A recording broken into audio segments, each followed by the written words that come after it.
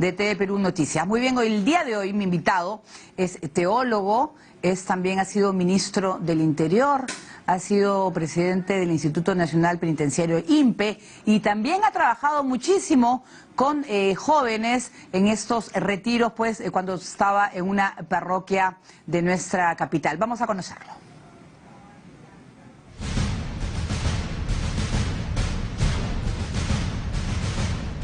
Yo a los 16 años comencé a estudiar teología y decidí que me gustaba trabajar en la Iglesia Católica. Yo salí del grupo juvenil de mi parroquia. Conozco cárceles de casi todos los países de América Latina, bueno, reconozco todas las cárceles del Perú. Entonces poco a poco he ido viendo otra dimensión, ya no solamente inclusive de los presos, sino de estar en el INPE me permitió también ver desde el empleado penitenciario. Las relaciones que uno puede lograr a través de esos cargos, ¿no? Y lo que puedes hacer. Yo creo que la gestión pública es eso, poder hacer cosas.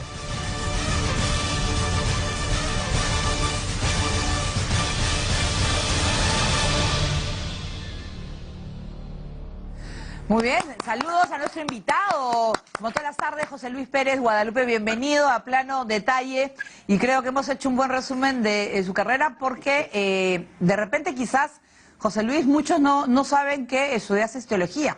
¿Cómo estás? Bienvenido. Hola, Paola, gracias. Nos he hecho acordar varias cosas de mi pasado, cuando estaba más cerca de beca 18, de pensión 65, que estoy ahora, ¿no? Pero cuéntame. Pero efectivamente yo comencé estudiando teología, pues, ¿no? Y después yo estudié educación, antropología, hice mi doctorado en ciencias políticas, estudié criminología también, en fin. Pero comencé exactamente estudiando teología, ¿no? Esa fue mi primera carrera. Pero ese estudio de la teología fue porque quizás tenías en miras ser sacerdote, o ¿cuál fue el interés para estudiar la teología? No, la verdad es que era el único en mi salón que yo estudiaba teología, pero no estaba en ningún seminario o congregación religiosa. ¿Ya? Eso era muy común en Europa, por ejemplo, pero acá en el Perú ya era un rara avis, como se dice, ¿no? Claro. Pero lo que yo sí tenía era la vocación de poder trabajar en la iglesia, que es lo que hice durante 25 años de mi vida, por ejemplo, en lo que es la pastoral carcelaria. Antes de entrar al INPE, precisamente porque estaba 25 años, conocía las cárceles, había trabajado mucho de esa perspectiva pastoral de la Iglesia Católica en cárceles, y bueno, ya había estudiado criminología, había escrito libros sobre el tema, es que me llaman para asumir el INPE, ¿no? Claro, es a través del obispo Monseñor Norberto Strootman que trabaja, ¿no?, para la Iglesia Católica, ¿no? Esa relación, hablemos un poquito de ella. A ver, Monseñor Strootman, yo trabajé con él más de 20 años. La verdad es que excelente persona, excelente sacerdote, excelente pastor, amigo. Yo la verdad el tiempo que trabajé con él me disfruté muchísimo, aprendí mucho, me pude desarrollar personalmente mucho. Él ya tiene 75 años, este año se jubila de labor pastoral, pero los recuerdos que yo tengo de él son magníficos y lo aprecio muchísimo, ¿no? Claro, pero sobre todo en los cuales esa relación que le gustaba, te gustaba el trabajo pastoral y no había intención alguna de ser sacerdote en ningún momento. Al comienzo uno cuando estudia teología, lógicamente que lo piensas, ¿no? Bueno, yo estudié 8 años de teología, la licenciatura canónica o maestría que se llama, y siempre, claro, todos los que estudian contigo están en congregaciones, te invitas, claro, vas a retiros, compartes la pastoral con ellos, pero no, yo no sentí un llamado a ese tipo de vocación, sí una vocación cristiana, eclesial, pero como laico, ¿no? Que mira, después de 40 años recién la iglesia lo está valorando, porque la única vocación que figuraba antes era la del sacerdote o era consagrada a los religiosos, ¿no? Claro. Ahora el Papa Francisco ya habla de un espíritu de sinodalidad, veo parroquias que se están encargando a diáconos casados o a laicos, por ejemplo. Claro. Entonces, en ese sentido, yo no veía mi vocación por el lado sacerdotal. Creo que no solamente el tema de que quería formar familia, sino el tema de la obediencia, creo que no iba conmigo mucho, ¿no? Claro, y en el tema de los retiros, porque precisamente trabajaste en esos retiros con jóvenes chicos de cuarto, quinto de media, uno de ellos en el colegio donde yo estudié, en los cuales eran retiros que permitían un fin de semana poder reflexionar sobre la vida, sobre la familia, y que a más de uno marcó, ¿no? Así es, yo salgo de las canteras de lo que es la pastoral juvenil y parroquial. Mi parroquia es Santa Rita de Casia, el párroco era el padre Antonio Aranzay, a quien aprecio muchísimo, y él nos reunió a un grupo de confirmación y formamos un grupo juvenil. Hasta ahora me whatsappeo con ellos, tenemos un grupo de WhatsApp y nos llamamos Grupo Juvenil. Ya. Ya pasó el tiempo, así que ya... Pero ahí comencé y me dediqué mucho a lo que es la pastoral juvenil, por eso es que daba retiros en colegios, parroquias, viajaba a provincia a veces, es decir, pasé mucho de mi pastoral parroquial, pero también después lo que me dediqué muchos años fue la pastoral carcelaria, ¿no? Claro, y ese es como que te conocían como Joselo, en el cual, ¿cuál era Oye, me estás destapando un montón de fotos, de temas ahí que no me lo esperaba. Pero ese recuerdo de muchos porque nos están viendo de Mater Purísima, donde también han sido pues los retiros. Estaba Jean-Paul Strauss en una de las... Jean-Paul Strauss, claro que sí, Domingo Garibaldi. Claro, era promoción. Una manchita buenísima, muy simpática. Claro, los artistas del colegio, pero sobre todo esos retiros que no solamente era para un fin de semana, porque algunos lo entendían como para poder ir a fumar o tomar o lo que sea, pero, o sea, realmente era para poder conversar, porque eran grupos en los cuales tú formabas y te das cuenta, yo por lo menos a mí, de los problemas de los demás y de lo afortunada que era yo, porque mi familia es muy unida. ¿Entiendes? O sea, yo no tenía los problemas que quizás tenía mi amiga, pero mi familia era muy unida y yo valoré muchísimo eso. Efectivamente hay muchos tipos de retiro, digamos, de renovación carismática, de grupos juveniles en sí, digamos, retiros como ahora hay Emaús, Escoge. Nosotros lo que hacíamos era en ese momento tipo Escoge o Eje, que era más un encuentro con Dios a través del encuentro conmigo mismo y con los demás. Por eso es que se trabajaba mucho un poco en la introspección, el examen personal y cómo iba tu vida con los demás, que en el entorno de colegio, lógicamente, la principal participación es la familia, ¿no? Claro. Y los amigos más cercanos, ¿no? Sí, yo quisiera también hablar sobre, como por ejemplo en temas como la unión civil entre personas del mismo sexo, sobre la posición del Papa Francisco. ¿Cuál ha sido pues tu opinión? Porque ha habido de todo, ¿no? Eso ha significado lo conservador también de nuestra sociedad, ¿no? Estar en desacuerdo, ¿no? A ver, personalmente, yo creo que hay que dividir, así como hace 100 años se separó lo que era el matrimonio civil del matrimonio religioso. ¿Ya? El bautismo civil y el bautismo religioso. Creo que ahora tenemos que separar, ya se separaba hace mucho tiempo, lo que es el matrimonio civil y el matrimonio religioso. Cuando se plantea, por ejemplo, el matrimonio civil entre personas del mismo sexo, matrimonio igualitario, como quieran llamarlo, porque eso lo marca la sociedad, no la iglesia. Entonces, por ejemplo, cuando se plantea el tema a nivel civil, de la unión civil, yo creo que eso lo tiene que determinar la sociedad. La mayoría de la sociedad está de acuerdo que se plantee de esa manera, pero lo que sí tiene que quedar claro es que no puede haber ningún tipo de discriminación a nadie, ni tampoco en sus relaciones personales, ¿no? Eso a mí me queda claro.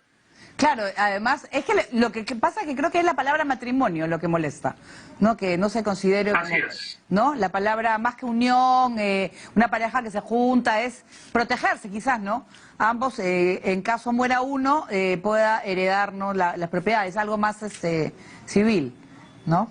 Más legal. Yo creo que más bien afecta a los que tienen una sola concepción de familia, ¿cierto? Claro. Papá, mamá, abuelita y mascota, ¿no? Entonces, perdón, ahora hay varios modelos de familia. Así es. La gente se separa, vuelve a caparse. Entonces, no podemos plantearle a toda la sociedad un solo modelo de familia. Y es más, dentro de la iglesia tampoco existe un solo modelo de familia. Claro. Hay algunas personas dentro de la iglesia que quieren imponer, este es el único modelo de familia. Y ahí creo que estamos mal también con mi iglesia. Claro. Claro, precisamente por eso quizás muchas personas han renunciado a la Iglesia Católica o se han alejado, ya no van mucho porque sienten que es como que el papá autoritario que te prohíbe muchas cosas pero que no es flexible contigo y no te entiende.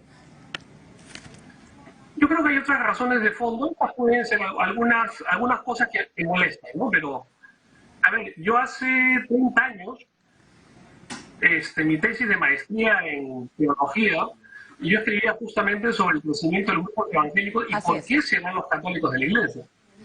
Entonces, esto no es un fenómeno reciente, esto ya tiene décadas, ya digo, y cuando yo planteaba el tema de que la gente se estaba yendo de la iglesia, bueno, los obispos decían que era un exagerado y hasta me prohibieron un pequeño libro que escribí que se llamaba ¿Por qué se van los católicos? ¿No? Así es, no, justo hay un libro entre el Dios y el César, ¿no?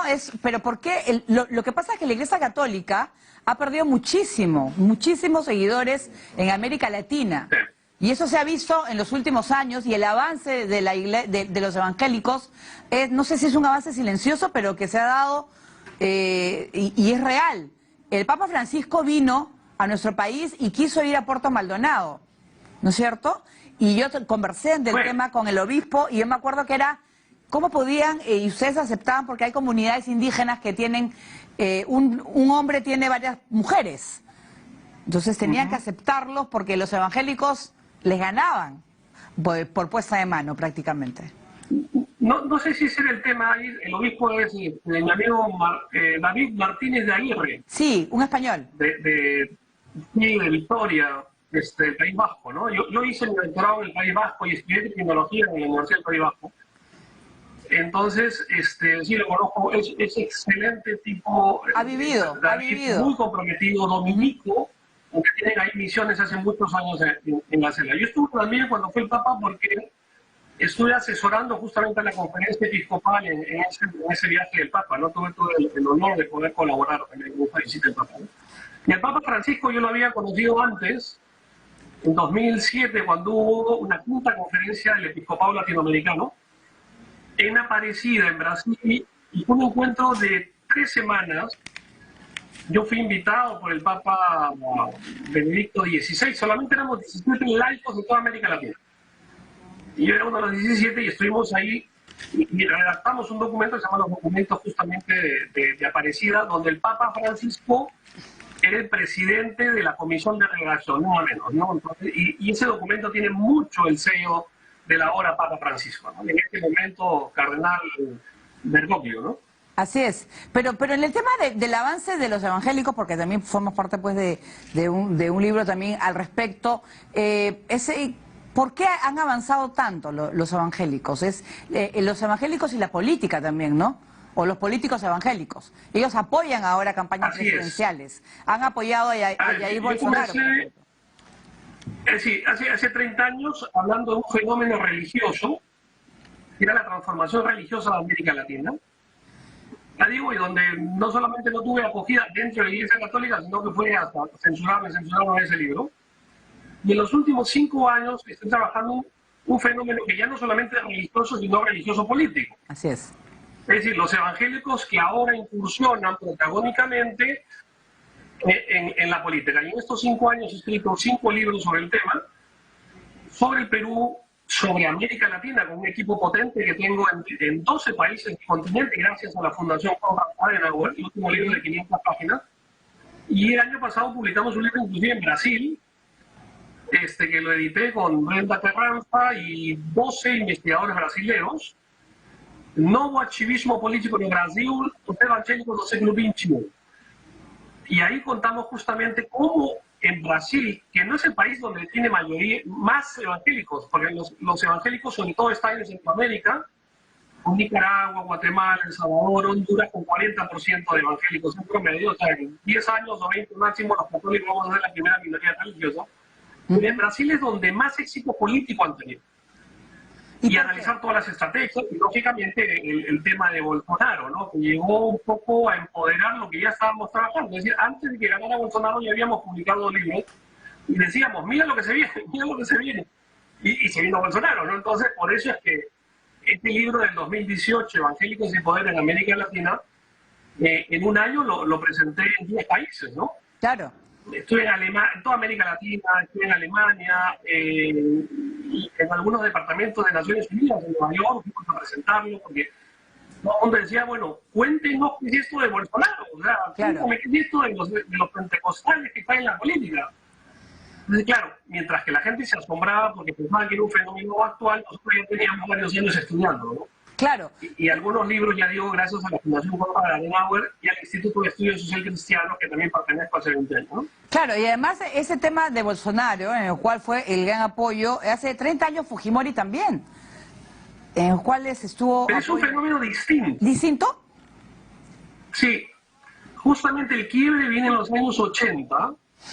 Es decir, los evangélicos que participan con Fujimori en el año 90 no son los mismos evangélicos que participan ahora en el 2020. Son de otra corriente distinta. En dos palabras te digo, quizás los de los 80 tenían realizada más una agenda social. Ya. Actuaban como ciudadanos, actuaban como evangélicos políticos, perdón, políticos evangélicos. Es decir, daban prioridad a su función política como ciudadanos. Los de ahora más bien le dan prioridad a la agenda moral. Actúan como religiosos más que como políticos, es decir, actúan como evangélicos políticos. Y la función política que llevan ellos lo ven como una continuación de su función eclesial. O sea, en verdad no son políticos políticos. Ellos actúan como, a ver, cuando gana Bolsonaro, agarré mi mochila en mis épocas antropológicas y me fui a Río de Janeiro. ¿Ya? ¿Entiendes? Pero mi suegra es carioca, en fin.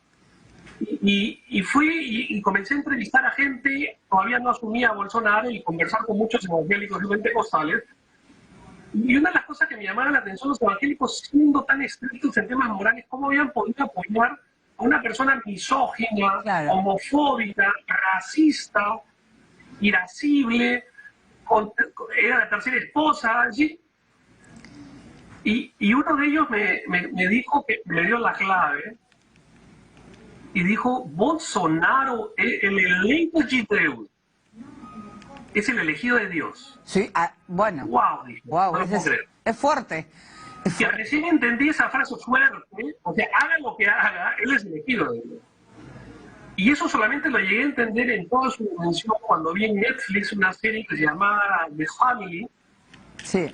de la familia, que eran 5 capítulos tipo reportajes sobre los... hay un grupo que se llama los de oración, desayunos de oración, en todo el mundo, y que yo también he participado, cómo funcionaba en Estados Unidos, ¿no es cierto? Y ahí en la parte de formación o adoctrinamiento, uno de los integrantes le pregunta al líder, ¿por qué invitan acá a dictadores, genocidas, acá? Y la respuesta que le dieron, así como David era un gran pecador y Dios lo eligió, Dios también ha elegido a estos gobernantes. Wow, fuerte. Ahí recién entendí cómo los evangélicos podrían aceptar la presencia de Bolsonaro con todos los antecedentes que tiene, Claro. como el elegido de Dios. Claro, es una perspectiva muy sesgada de la Biblia, Claro. dicho sea de paso. O sea, Claro. yo no estoy diciendo ni apoyando esa interpretación que Claro. está buscando, ¿no? Claro, estamos entendiendo un poco el porqué del apoyo de los evangélicos a Jair Bolsonaro en Brasil. Bien, vamos a hacer una pausa en plano detalle y seguimos conversando más con nuestro invitado. Volvemos. Muy bien, seguimos conversando con José Luis Pérez Guadalupe. Un tema que realmente me sorprendió, no sé, o de repente sí me llamó la atención, fue que leyendo que luego del doctorado que hizo en el País Vasco, en la Universidad de Deusto, regresó a Lima y decidió, es verdad, estudiar cocina. Sí. Bueno, lo que pasa es que a mí siempre la cocina me gustó, pero a ver, cuando yo era chico, éramos 5 hermanos, en esa época, digamos, no nos permitían estar en la cocina, ¿no? Mi papá decía, no, la cocina es para mujeres, ¿no es cierto? Entonces me sacaba. Pero siempre me gustó la cocina, y bueno, hace 20 años nació mi hijo, y digamos, yo comencé a cocinar para él, eso fue quizás el punto de quiebre, y tenía un paladar exquisito. Hasta ahora mi hijo es un sibarita, ¿no es cierto? Entonces iba con él a comprar, me iba al mercado y le hacía probar, y él me decía no, sí, pero ni siquiera hablaba, o sea, simplemente decía no. Y es más, o sea, yo comencé a cocinar para él. Entonces, como él era cada vez más exigente, dije, no, tengo que estudiar, o sea, era... Y me metí a estudiar cocina en Senfotur, efectivamente, o sea, Y claro, algunos amigos míos me miraban raro porque a cierta hora, pues estoy en las noches, ¿Ya? me ponía mi mandí, mi gorro, todo, y mis cuchillos acá, mi tenedor, y se iba a mis clases, ¿no es cierto? A lavar, y a veces me llamaban, yo estaba pues con el fogón, ¿no? O sea... Claro, aprender a cortar, ¿no es cierto? El corte de la cebolla Claro, juliana, también, el corte tal, hay que aprender a manejar todos los cortes, brunoise, mini brunoise, y todos los cortes que hay que hacer, Julián, y qué sé yo, o sea, porque son no solamente los cortes, sino las técnicas de cocina, ¿no? Entonces, bueno, a mí, en mi casa, gracias a Dios, mi esposa es arquitecta, entonces yo digo, tengo un architecting house, en el jardín de mi casa me he hecho toda una esquina, y tengo mi parrilla, ¿Ya? tengo el wok, donde hago el lomo saltado, tengo el horno a leña, Wow. tengo mi cilindro, tengo ¿También? mi paellera también, entonces depende del número de gente que viene a la casa, y bueno, ¿quiénes son? O preparo algo en el horno, por ejemplo, lasañas en el horno a leña, es una delicia, ¿no? Qué Y si hay rico. mucha gente, hago paella. Cuando era ministro, yo me acuerdo que era mi cumpleaños y me quisieron invitar a almorzar, y dije, Ya. no, vengan a mi casa, entonces, y yo le dije, yo voy a cocinar. Entonces los generales, me acuerdo que yo los invité, pero que la verdad es que pensé que no venían. No sé ¿Ya? si me arrepentí. Dije, bueno, aparecieron 40 generales en Me mi muero, casa. me muero. ¿Y qué cocinamos? Y habían como 80 personas en mi casa y yo había preparado paella. Qué rico. Claro, yo y les servía. Los generales me miraban así como que empieza a ver... A ver ¿de el dónde ministro, salió a ver el ministro cocinero, está bien, pero es que está bien que Así, cocine. nada, y preparé la paella, pero mira, el tema de cocinar, yo tuve la oportunidad también, porque son anécdotas que suceden cuando en Senfotur tuve mi profesor que se llama Hugo Coya, ¿Ya? y yo ya estaba yendo al Lurigancho, entonces ya tenía años yendo, entonces le digo, Hugo, ¿te animarías a ir al Lurigancho a dar clases de cocina conmigo? Me miró, yo dije que me iba a mandar a rodar. ¿Cuándo comenzamos? Me dijo Hugo Coya. Y fuimos, un mes estuvimos dando clases de cocina, o sea, fue una cosa extraordinaria, y era alucinante, porque eran 10.000 pesos, ¿saben lo que era para ellos darles clases de cocina a sus cocineros? Así que conversé con los taitas y todo lo demás, organizaron el pabellón 20, hicimos las clases, le compramos a todos sus uniformes, los insumos, fue una cosa fabulosa que lo hicimos, digamos, dentro de la pastoral carcelaria Está de bien. y de Chosica. Claro, y además es la cocina une, ¿no es cierto?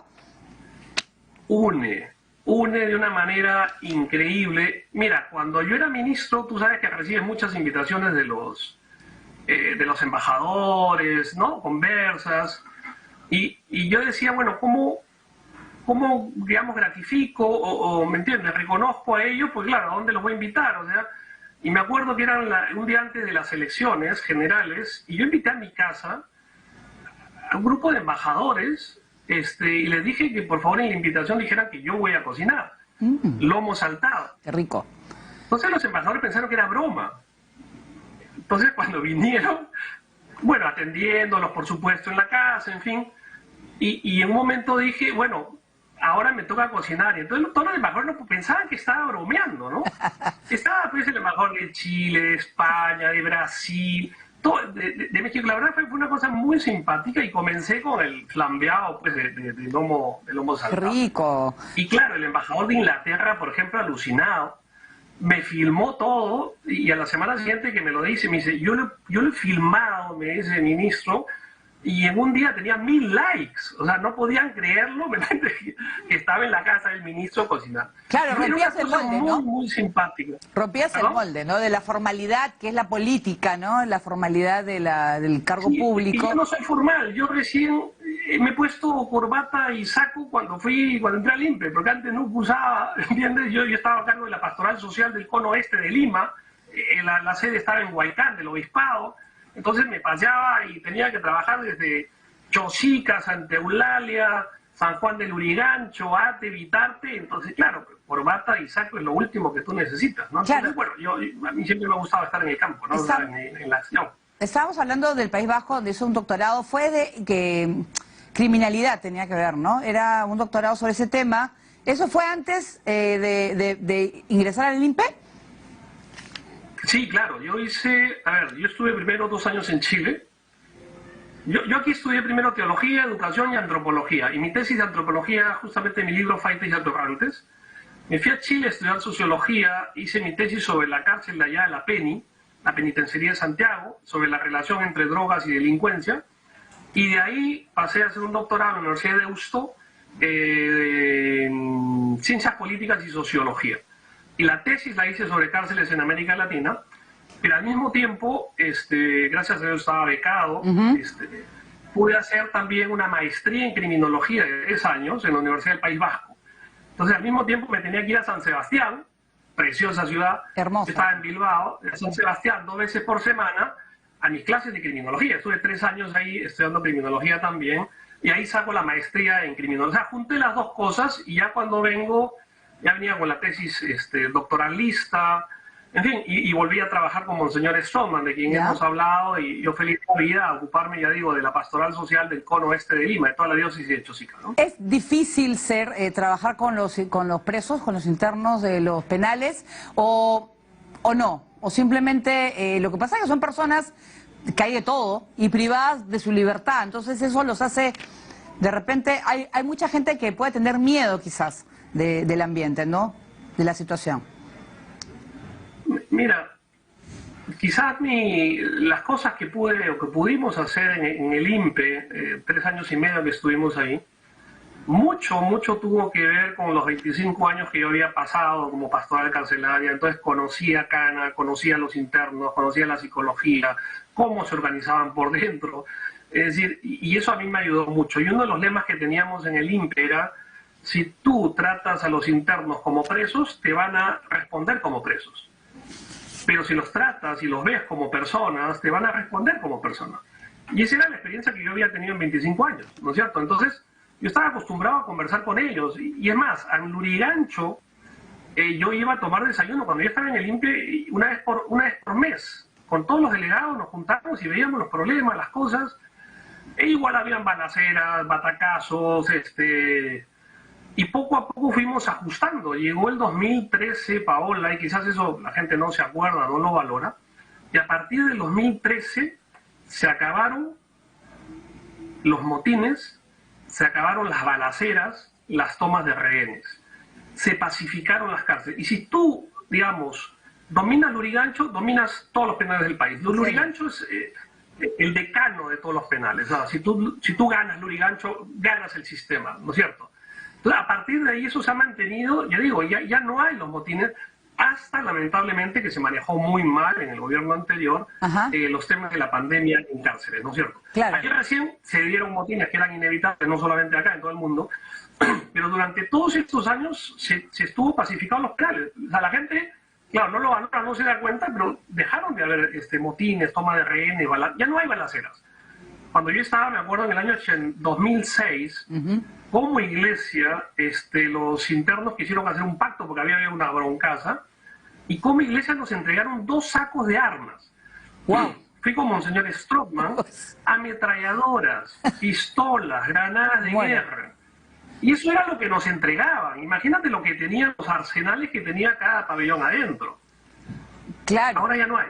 Gracias a Dios y gracias a esa gestión que pude hacer con un equipo fabuloso que armamos en el INPE, ¿no? ¿Es posible, conociendo con esa experiencia de tratar a los internos, es posible que un delincuente, una persona que ha hecho algo muy malo, pueda cambiar? ¿Se puede resocializar a la persona? ¿Es posible eso? Mira, yo te digo con plena convicción que sí. No es fácil, sobre todo a las personas que tienen 10, 20 o 30 años de cultura delictiva. Pero mira, nosotros fundamos hace muchos años un programa de rehabilitación dentro de la cárcel que se llamaba ANDA. ¿Ya? ANDA es un acróstico que es Alcohólicos, Narcóticos, Delincuentes Asociados. ¡Wow! O sea, la creen de la creen. Sí, ¿no? sí. Y lo pusimos en la capellanía. Los top. Es un programa terapéutico. Así es, programa, pero ya la gente, no los top, los líderes, los titans, no, sino la gente quebrada por la droga, ¿me entiendes? La gente que tocó fondo, llamada irrecuperable, que tocó fondo, efectivamente, porque es un programa voluntario. Oye, y ahí teníamos 30, 40, hasta la función del programa, ¿me entiendes? Y era como un paraíso dentro de ellos, porque aparte que no era fácil, o sea, había que trabajar muchísimo dentro. Entonces, te digo, ¿es posible? Claro que es posible, ¿me entiendes? O sea, Y claro, no solamente desde la perspectiva, digamos, profesional, si quieres humana, sino mi enfoque, lógicamente, como tú entenderás, soy un hombre de fe, creo que la obra no es nuestra, ¿me entiendes? Hay alguien que está más allá, que está arriba, que está detrás, que es el que logra esos cambios, ¿no? Claro, además es un lugar en el cual tanto hombres como mujeres llegan pues es el extremo, ¿no? Por alguna u otra razón han llegado a ese lugar y están sin sus familias, están llegando al límite, en los cuales a veces no saben qué hacer con el tiempo. Es una situación muy difícil. ¿Cómo es lo que ha podido aprender sobre esta? Porque se maneja también una cultura dentro del tema penitenciario, sí, claro. Los faites, en los cuales hay uno, es verdad que hay uno que manda en los pabellones y otros que lo siguen, o eso es muy de películas o de series que vemos. No, sí, y todo eso está narrado en mi libro Faites y Atorrantes. A partir de libros que la gente comenzó a hablar de los taitas, de los faites y todo lo demás, porque nadie sabía. Y yo narro una historia, en mi tesis de antropología. Durante 5 años, imagínate, por época de Alan García, el primer gobierno, imagínate, todo era un caos. Durante 5 años no hubo policías dentro del Lurigancho. ¿Ya? Entonces, la pregunta es cómo se organizan 5.000 presos sin policías dentro. Y de eso trata mi tesis, que la vamos a sacar el próximo año, vamos a reeditarla con la Universidad del Pacífico, donde yo ahora soy profesor e investigador a tiempo completo. Vamos a reeditar mi libro, el rector me lo ha pedido. Y entonces narro cómo se organiza. Entonces está toda la cultura delictiva, cómo se manifiesta, las peleas, las broncas, el estatus, la organización interna, barrios, pabellones, delegados, taitas, ¿no es cierto? Los apretones, los secos. Tenías toda la jerarquía delictiva desde los más chiquitos, que eran los pirañitas, los arranchones, mariposeros, goberos, chuceros, y todo cómo van ascendiendo, ¿me entiendes? Si vas a los carros eres casetero, si vas a las casas eres monrero, fierrero, cordelero, si vas al asalto, entonces eres apretón, ¿me entiendes? Si estás organizado, eres un seco, secuestrador. Claro. Entonces, toda esa cultura delictiva y cómo se plasma, porque hay un continuum subcultural de la delincuencia dentro de la cárcel, y cómo se plasma dentro del Lurigancho, y claro, y sin policías se ve reflejada tal cual, ¿entiendes? Entonces, eso trata justamente mi libro, y aprendí mucho, y aprendí mucha jerga, es decir, yo hablaba como ellos, los entendía. Tanto que más de una vez, te digo con sinceridad, cuando yo estaba con ellos en la celda del Taita conversando, yo a veces decía, oye, perdón, ya son las 5, me tengo que ir, y la gente se mataba de risa, ¿no? ¿A dónde te vas? No, le digo, ya voy a la calle. Se volvían a matar de risa. Pero tú no eres de acá de Capellanía, porque en Capellanía también vivía gente. Sí, soy de Capellanía, pero vivo en la calle. Entonces, más de una vez la gente con la que estaba conversando me han ido a acompañar hasta la puerta del penal a ver cómo salía, porque no me creían todavía que yo venía de la calle, como dicen ellos, ¿no? Entonces, o sea, me mimeticé mucho con ellos, ¿no? En ese sentido, y por eso que eso me permitió también hablar cuando estaba en el INPE. Ya digo, para mí el problema no eran los internos, o sea, para mí el problema, si se quiere, ya todo el tema político, mediático, y todo el tema, digamos, de organización de los empleados penitenciarios, o sea, la institución, cómo sacar adelante. Claro, el manejo. El trato con los internos, o sea, con mi batería, claro, no pues, o sea, con mi batería me cargo yo, ¿me entiendes? Sí. Todos los que habían batuteado Lurigancho en los últimos años, Michelón, Tiquitiqui, Negro, todos eran mi batería, mi gente, o sea, a ver, chochera. Tu batería pues, ¿no? es tu o sea, pata, sería algo así. Entre carneros no nos vamos a vender paila, ¿me entiendes? Entonces había mucho respeto, pero muchas cosas se pudieron lograr justamente por esa relación face to face. ¿Ok? Te conocemos, tú nos conoces y vamos a quedar en esto. Vamos a quedar en esto y vamos a probar, ¿me entiendes? Entonces cada vez llegábamos a acuerdos mayores hasta que, ya digo, se logró pacificar los penales del país. Y acabo de escribir justamente en un paper de Catholic University Law Review en Estados Unidos, acaba de salir, que está en el Web of Science, justamente que se llama, digamos, traducido es un modelo de gobierno de cárceles ingobernables. Y narro la experiencia nuestra en el sistema penitenciario peruano, ¿no? Y sobre todo Lurigancho, y armo los modelos de cómo se pueden gestionar el penal. Acaba de salir justo hace un mes en en Washington este paper, ¿no? Muy bien, entonces nosotros ahora, José Luis, vamos a hacer una pausa breve y vamos a regresar más, pues, como tu labor, eso te ha permitido ese conocimiento de la realidad, pues, de los internos, sobre todo del penal de Lurigancho, para hacer tu gestión como ministro del Interior. Volvemos con más aquí en Plano Detalle.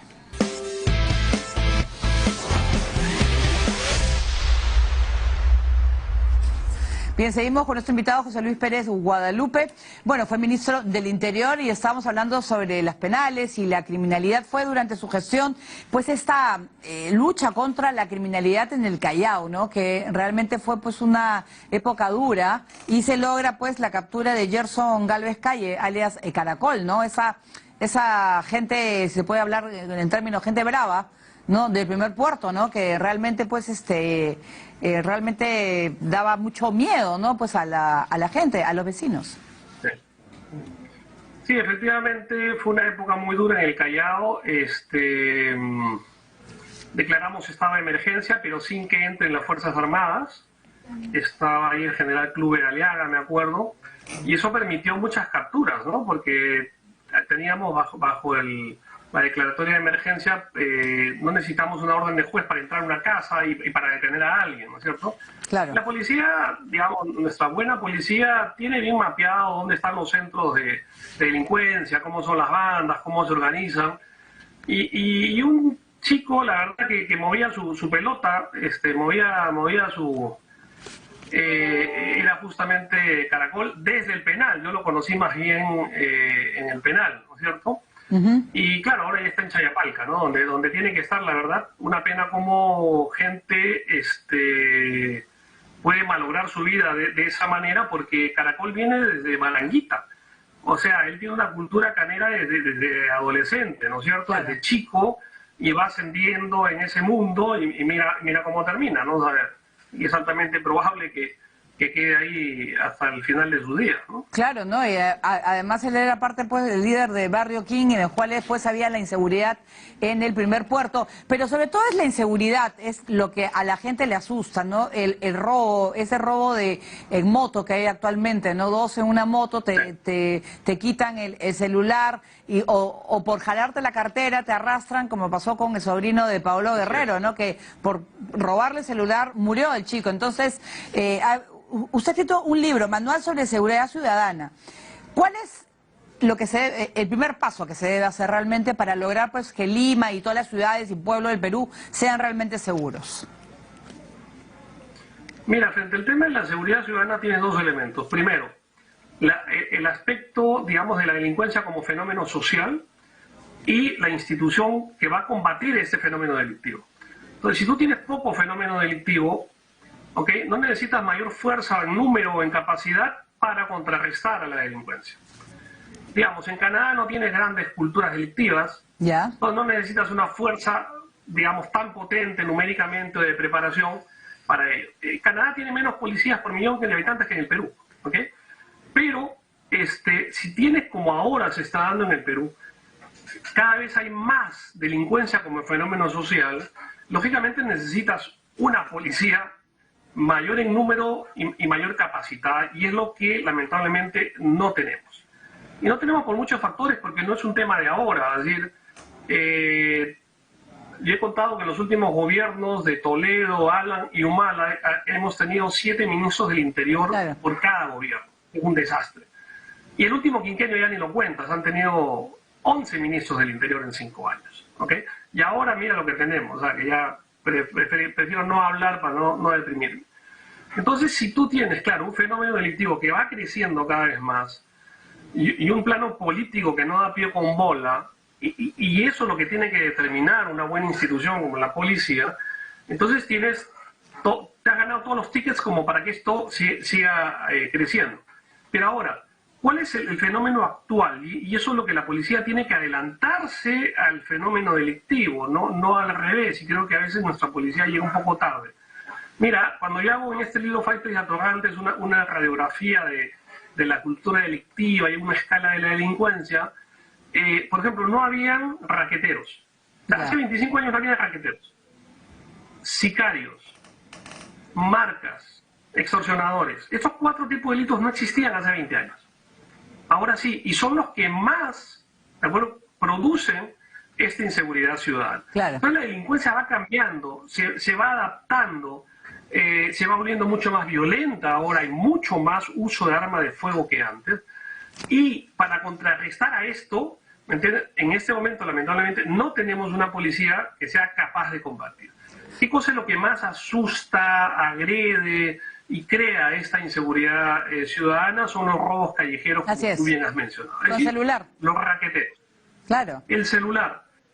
Mira, hace 5 años, cuando estábamos en el ministerio, ¿te acuerdas? Hicimos el apagón telefónico. Claro. Se conversó con las telefonías, hicimos toda una campaña para que, digamos, antes vendían indiscriminadamente, ¿te acuerdas? Los chips. Sí. Ahora ya no, o sea, se pudo, pero te roban igual, y nosotros decíamos, vamos a anular el email, que es un número concreto, para que te roben y no valga nada, porque no lo vas a poder usar. Han pasado 6 años, casi. Y no se continuó lamentablemente con esa política. Hay muchas cosas que se pudieron hacer y no ha habido continuidad. Claro, 11 ministros en 5 años, ¿qué continuidad va a haber? Claro. Me dejo entender. Claro. Y ahora entonces estamos ahorita, lógicamente, con, digamos, el azote, y eso va a seguir creciendo. Ahora que ya pasó la pandemia y todo lo demás, o sea, va a estar peor, sobre todo por el lado de los raqueteros. Y te das cuenta que ya no ves policías en la calle. No, ni serenazgos tampoco. Se dedicó la policía. Ni serenas. ¿Perdón? Serenos tampoco. Los serenos veo más, pero no tienen armas, no pueden actuar. Sí, pues. ¿Qué cosa ha ido en los últimos meses la policía? Pero mira, hacen su dron, no sé si ha visto, en todos los medios de comunicación, toman su dron, enganchan a 2 venecos, ¿me entiendes? Le meten un plan de robo, lo siguen, entran los venecos a robar, y luego le cae toda la policía. O sea, más sembrado no puede ser, no sé si me dejo entender, más planeado no puede ser.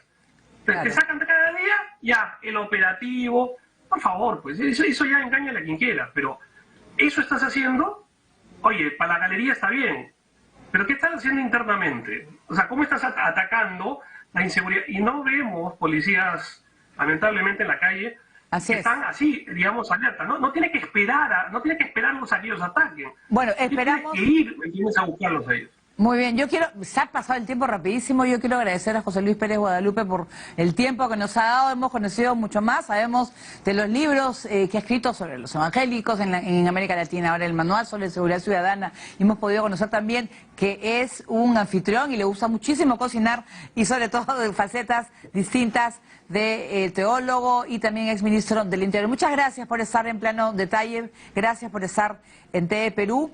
Y amigos, usted puede volver a ver la entrevista.